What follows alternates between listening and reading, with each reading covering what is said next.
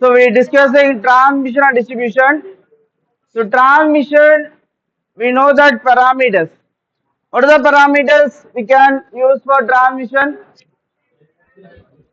And what are the parameters? Resistance, inductance, and capacitance. Shunt conductance. Okay. So that is your so transmission line parameters. We have R, L, C as and G. R means resistance, L means inductance, C is capacitance, G is conductance. Okay.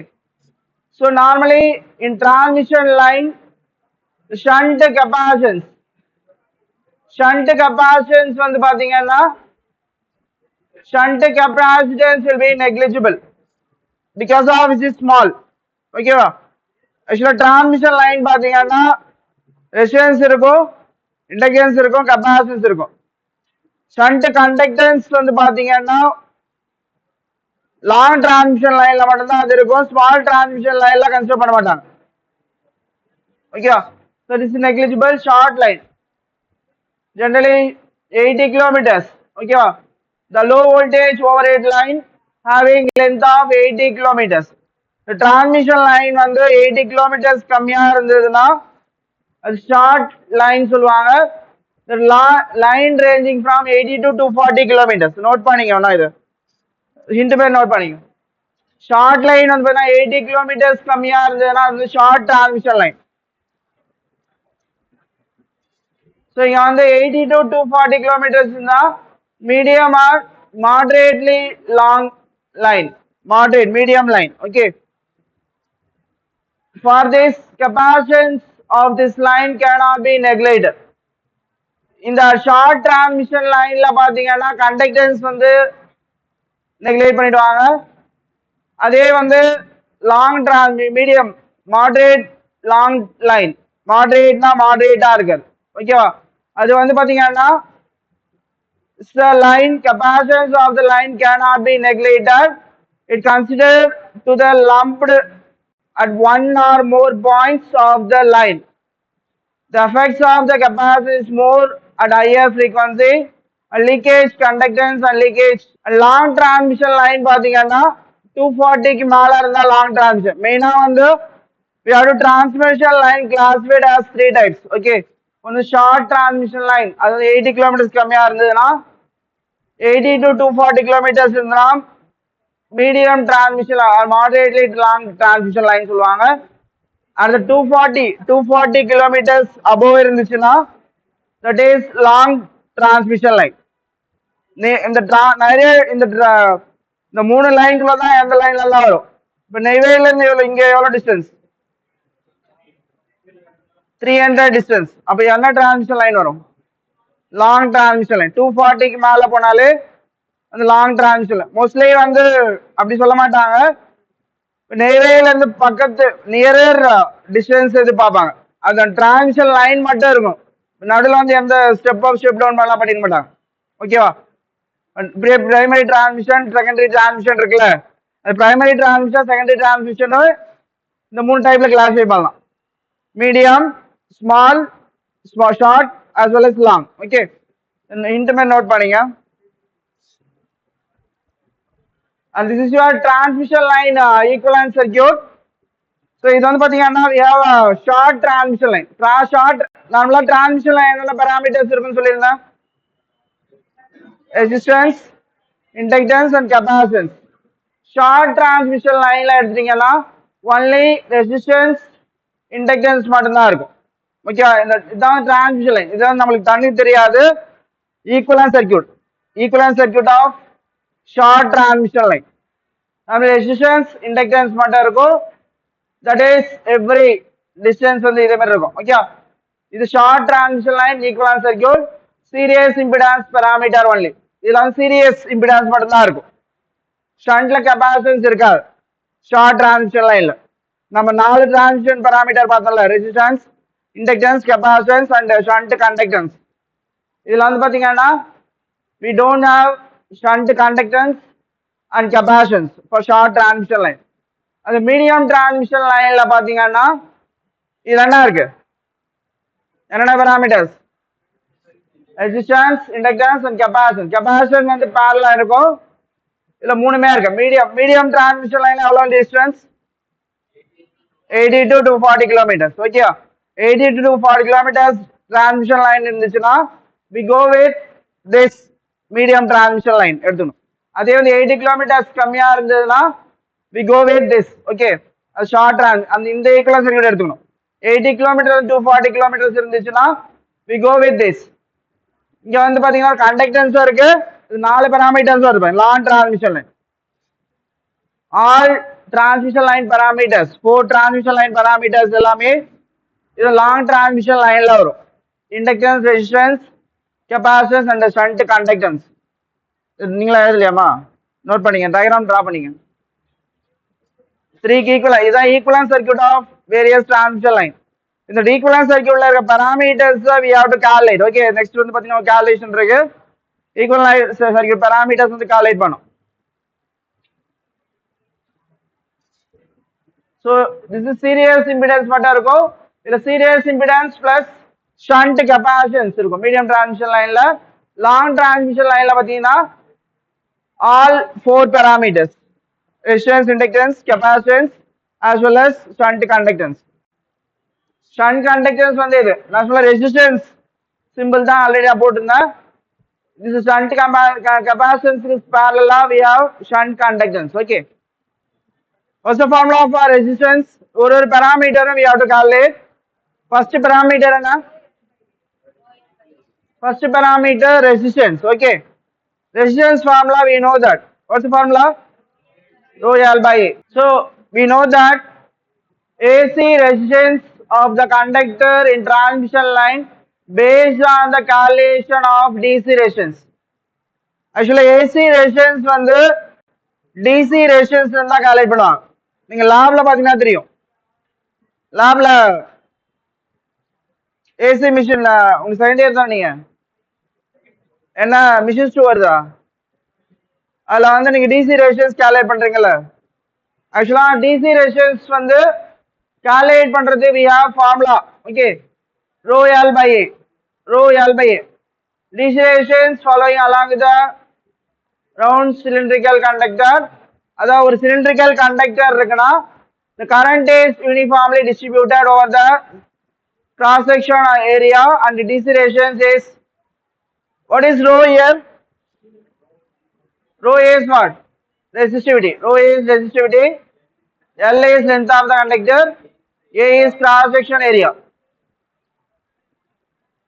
இப்ப length வந்து metre, ஒரு metre எடுத்தீங்கன்னா L ஓட value என்ன? Length ஒரு metre எடுத்தீங்கன்னா L ஓட value என்னப்பா? ஆக்சுவலா வந்து டிரான்ஸ்மிஷன் லைன்ல ரெசிஸ்டன்ஸ் வேல்யூ கண்டுபிடிக்கணும்னா ஃபர்ஸ்ட் ஒரு ரெசிஸ்டன்ஸ் ஒரு மீட்டருக்கு எவ்வளவு கண்டுபிடிச்சணும், இல்ல ஒரு கிலோமீட்டர் கண்டுபிடிச்சணும். அத வந்து we have to do that calculation. ஓகேவா? இங்க வந்து rho by A கொடுத்திருக்காங்க. what's the meaning that L எங்க போச்சு? இங்க கொடுத்திருக்காங்க ரெசிஸ்டன்ஸ் ஆஃப் மீட்டர், ஒரு மீட்டருக்கு கண்டுபிடிச்சிருக்காங்க. யூனிட் பாருங்க, rho by m. m னா என்ன? மீட்டர். இங்க வந்து ஓம் தான் கொடுத்திருக்காங்க. ஓம் வந்து ரெசிஸ்டன்ஸ் வேல்யூ. இது வந்து பாத்தீங்கன்னா ஸ்மால் நோட்டேஷன், இது எழுதிங்க இது. இது வந்து பாத்தீங்கன்னா இது வந்து ஜெனரல் ஃபார்முலா. இப்ப வந்து ஒரு கண்டக்டர், ஒரு cylindrical conductor, round cylindrical conductor இருக்கு.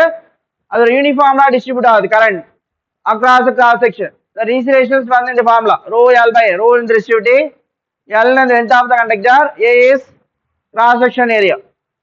இங்க கொடுத்திருக்காங்க வேற L is length of the conductor, A is cross section area, rho is resistivity. L ஓட வந்து ஒரு மீட்டருக்கு எடுத்துக்கலாம். அந்த நோட்டேஷன்லாம் கரெக்டா போட்டுங்க. கேபிட்டல் R போட்டீங்கன்னா it is formula small r பண்றப்போ ஒரு மீட்டருக்கு resistance DC resistance value. Okay, rho L வந்து பாத்தீங்கன்னா 1 வேல்யூ. இந்த சைடுல ஒண்ணா எழுதிங்க. இந்த எல்லாம் எழுதிட்டு L is equal to 1 metre எழுதிங்க.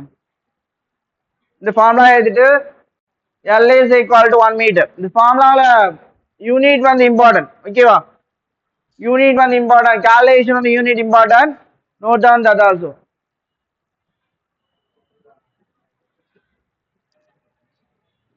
So resistivity of the conductor is fundamental property of the material that the conductor is made from.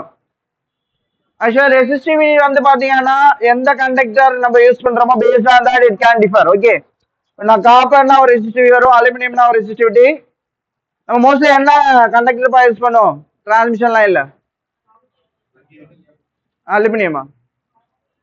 ஒரு மெயினா கண்டக்டர் சொன்னேன் ப்ரீவியஸ் கிளாஸ்லயே பார்த்தோம். ACSR. AC, what's the meaning of ACSR? Aluminum core steel reinforced. Okay. ACSR தான் use பண்ணுவாங்க. ஓகேவா? அப்ப அந்த கண்டக்டருக்கு என்ன ரெசிஸ்டிவிட்டி பார்க்கணும். ஓகேவா? So resistivity of the conductor is fundamental property of the material. அந்த property of the material பொறுத்து மாறும் resistivity. நார்மலா வந்து பாத்தீங்கன்னா it is அது டிஃபர் ஒரு மெட்டீரியலை பொறுத்து அது வந்து predefined value. It's vary when both type and temperature of the material. So அப்ப அது வந்து எது பொறுத்து இருக்குன்னா டெம்பரேச்சரை பொறுத்தா இருக்கும். அப்புறம் same temperature resistivity of the aluminum is higher than the resistivity of the copper. So என்னன்னு பார்க்கலாம். resistivity of aluminum mostly அலுமினியமும் காப்பரும் தான் யூஸ் பண்ணுவாங்க கண்டக்டருக்கு டிரான்ஸ்மிஷன் லைன்ல. அலுமினியமோட ரெசிஸ்டிவிட்டி பாத்தீங்கன்னா higher than the copper. காப்பரோட ரெசிஸ்டிவிட்டி அதிகமா இருந்தா என்ன ஆகும்பா? ரெசிஸ்டன்ஸ் எப்படி இருக்கும்? ரெசிஸ்டிவிட்டி அதிகமா இருந்தா ரெசிஸ்டன்ஸ் எப்படி இருக்கும்? ரெசிஸ்டிவிட்டி இப்ப ரோ ஆரோ எப்படி? Directly proportional. ரோ அதிகமா இருந்தா என்ன ஆகும்? Resistance increase. ரோ வேல்யூ கம்மியா இருந்ததுன்னா ரெசிஸ்டன்ஸ் கம்மியா இருந்தா என்ன ஆகும்? கரண்ட் வந்து அதிகமாகும். ரெசிஸ்டன்ஸ் அதிகமா இருந்தா கரண்ட் டிக்ரீஸ். ஓகேவா? So that's why டெம்பரேச்சரை பொறுத்து ரெசிஸ்டிவிட்டி ஆல்சோ சேஞ்ச். அது பேஸ்ட் ஆன் டெம்பரேச்சர் 25 டிகிரி எவ்வளவு ரெசிஸ்டிவிட்டின்னு கொடுத்துப்பாங்க. அது ப்ரீ டிஃபைன் வேல்யூ. அது நிறைய என்னென்ன கண்டக்டருக்கு என்ன ரெசிஸ்டிவிட்டின்ட்டு அதுக்கு ஒரு தனி புக்கே போட்டிருக்காங்க. ஓகே. ஸோ இங்க வந்து பார்த்தீங்கன்னா அலுமினியம் வந்து ரெசிஸ்டிவிட்டி அதிகம். இப்போ அலுமினியம் வந்து கண்டக்டன்ஸ் அதிகமா இருக்குமா? காப்பர் கண்டக்டன்ஸ் அதிகமா இருக்குமா? Copper. Why? It has less resistivity compared to aluminium. Resistance கம்மியா இருந்தா ரெசிஸ்டிவிட்டி கம்மியா இருந்தா ரெசிஸ்டன்ஸ் கம்மியா இருக்கும். based on that current carrying capacity வந்து அதிகமா இருக்கும். copper has less resistivity compared to aluminum. copper aluminum தான் மோஸ்ட்லி நம்ம யூஸ் பண்றோம். அதனால காப்பர் அலுமினியம் மட்டும் யூஸ் பண்ணிருக்கோம். நோட் பண்ணிட்டீங்களா? எழுதிங்க. line resistance in AC circuit current is flowing rather than DC current. The following factor need to be considered. DC current இருந்தா resistance வந்து ஒரு மாதிரி இருக்கும். டிசி கரண்ட்ல ரெசிஸ்டன்ஸ் மட்டும் தான் இருக்கும். இதுல வந்து பாத்தீங்கன்னா இப்ப ஏசி கரண்ட் ஃப்ளோ ஆகிறப்ப என்ன ரெசிஸ்டன்ஸ் கண்டுபிடிக்கணும். ஓகேவா? அதுக்கு எந்த ஃபேக்டர்ஸ்லாம் வந்து கன்சிடர் பண்ணும்? ஃப்ரீக்வன்சி ஆர் ஸ்கின் எஃபெக்ட், அப்புறம் temperature and spiralling of standard conductor. ஸ்பைரலிங்னா என்ன? ஸ்பைரல் பைண்டிங் பண்றோம்ல, சுத்துறது. Spiraling of standard conductor, bundle conductors arrangement, proximity effect, all of these resistance of magnetic conductor varies with current magnitude. இதான் வந்து பாத்தீங்கன்னா AC ரெசிஸ்டன்ஸுக்கும் DC resistance. DC resistance இதுதான் DC resistance. AC resistance போறப்ப we have to consider this. ஓகேவா? First skin இதை note பண்ணிங்க. மெயினா இந்த 6 பாயிண்ட் நோட் பண்ணிங்க. இந்த 6 பாயிண்ட வந்து ஏசி ரெசிஸ்டன்ஸ் பண்றப்ப தேவை. ஓகே. ஒன்னொன்னா ஸ்கின் எஃபெக்ட் என்னன்னு பார்க்கலாம். என்னன்னு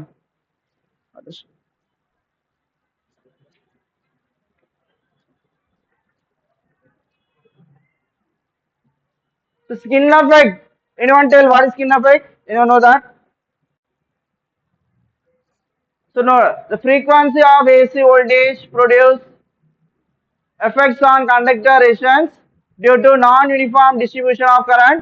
This phenomena is known as skin effect or frequency effect. அதாவது என்னன்னா ஏசி கரண்ட் ஃப்ளோ ஆகிறப்ப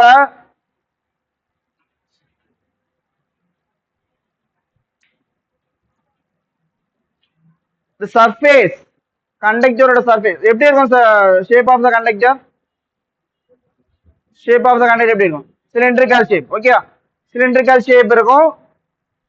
ஆக்சுவலா இந்த டிசி கரண்ட் ஃப்ளோ ஆகுற யூனிஃபார்மா ஃப்ளோ ஆகும். எல்லா கண்டக்டர் அந்த கிராஸ் செக்ஷன் ஃபுல்லாவே ஃப்ளோ ஆகும். அதே வந்து ஏசி கரண்ட் ஃப்ளோ ஆகிறப்ப இந்த ஃபேக்டர் ஃபர்ஸ்ட் ஸ்கின் எஃபெக்ட் வரும். frequency of AC voltage. What is the frequency of AC voltage? 58. Okay. Due to the produced effects on conductor resistance due to non-uniform distribution of current. Due to skin that's the frequency. அந்த கண்டக்டருக்கு சர்ஃபேஸ்ல மட்டும்தான் current flow இருக்கும். சென்டர்ல current flow இருக்காது. யூனிஃபார்மா இருக்காது. சென்டர்ல கம்மியா போகும், சரௌண்டிங்ல வந்து அதிகமா போகும். அந்த ஸ்கின் எஃபெக்ட் ஒன்று டீட்டெயிலா பார்க்கலாம். அந்த எஃபெக்ட் பேர் தான் skin effect or frequency effect சொல்லுவாங்க. ஃப்ரீக்வன்சினால ஏசி வோல்டேஜ்ல கண்டக்டர் ரெசிஸ்டன்ஸ் வந்து நான் யூனிஃபார்மா இருக்கும். ரெசிஸ்டன்ஸ் நான் யூனிஃபார்மா இருக்கனால கரண்ட் ஃப்ளோ வந்து நான் யூனிஃபார்மா இருக்கும். சென்டர்ல ஒரு கம்மியான கரண்ட் ஃப்ளோ ஆகும். சரௌண்டிங் வந்து ஸ்கின்னா என்ன? Outer part. நம்ம ஸ்கின் சொல்றோம்ல, அவுட்டர் பார்ட். அது மாதிரி அவுட்டர் பார்ட் ஆஃப் த கண்டக்டர்ல மட்டும்தான் ஃப்ளோ இருக்கும், இன்னர் பார்ட்ல இருக்காது. That's called as skin effect. The frequency increase, the current tends to go towards the surface of the conductor. சொன்னல frequency increase, நம்ம என்ன frequency யூஸ் பண்றோம்? 50 AC supply. Frequency increase ஆச்சுன்னா current tends to go towards the surface of the conductor. Surface of the skin, அந்த skin சொல்ற surface of the conductor தான் current flow இருக்கும். அந்த current density decrease at the center. Centerல வந்து current ஓட density வந்து குறைஞ்சிரும். அதான் skin effect. Skin effect புரிஞ்சுதா? 2 மார்க்ஸ்ல வரும். Skin effect reduce the effects of cross section area used by the current and thus effective resistance increase. டிசில வந்து சிலிண்ட்ரிக்கலா இருந்துச்சுன்னா எல்லா இடத்துலயும் யூனிஃபார்மா இருக்கும். ஆனா வந்து பாத்தீங்கன்னா ரெசிஸ்டன்ஸ் என்ன கால்குலேட் பண்றோமோ அது எல்லாத்துலயும் யூனிஃபார்மா இருக்கும். புரிஞ்சுச்சா? அது ஏசில ஸ்கின் எஃபெக்ட்னா என்ன மீனிங்? ஸ்கின் எஃபெக்ட்னா என்ன? சர்ஃபேஸ்ல மட்டும்தான் ஃப்ளோ இருக்கும், சென்டர்ல அதிகமான ரெசிஸ்டன்ஸ் இருக்கும் டியூ டு ஃப்ரீக்வன்சி. அது எதனால சொல்றேன் அப்புறம். So that is your skin effect. Also small amount of further resistance increase occur when the current carrying conductor are present in the immediate vicinity. So that small amount of current வந்து based on the conductor ஓட size வந்து பாத்தீங்கன்னா என்ன current flow ஆகுது, என்ன voltage பொறுத்து use பண்றோம், அதை பொறுத்து கண்டக்டரோட சைஸ் வந்து வேரி ஆகும். அதெல்லாம் கண்டக்டர் கால்குலேஷன் பார்க்கலாம். இது நோட் பண்ணிட்டீங்களா? ஸ்கின் எஃபெக்ட்னா புரிஞ்சதுல? ஸ்கின் எஃபெக்ட்னா ஒன்றும் கிடையாது, அவுட்டர் சர்ஃபேஸ்ல மட்டும் கரண்ட் அதிகமா இருக்கும் கம்பேர்ட் டு இன்னர் சர்ஃபேஸ். புரியுதா? அது ஏசி சப்ளை ஃப்ளோ ஆனா மட்டும்தான். டிசில வந்து எல்லாரும் யூனிஃபார்மா இருக்கும். ஸோ அப்ப என்ன பண்ணும்? டிசி நம்ம தெரிஞ்சிச்சு. நீங்க கவனிங்க, skin effect corresponding skin correction factor. டிசியோட ரெசிஸ்டன்ஸ் என்ன கண்டுபிடிச்சிருந்தோம்? RDC கண்டுபிடிச்சிடலாமா? இப்போ இது வந்து ஸ்கின் எஃபெக்டோட கரெக்ஷன் ஃபேக்டர் வந்து Kன்னு எடுத்துக்கிறோம். அப்ப ஏசி பாத்தீங்கன்னா K into RDC. இதுதான் RAC equal to K into RDC. இது புரியுதா புரியலையா? இதே மாதிரி எடுக்கிறோம் K into RDC. RDCன்றது என்னது? DC resistance. Okay, DC resistance. இங்க வந்து ஸ்கின் கரெக்ஷன் ஃபேக்டர் K எடுத்துக்கணும்.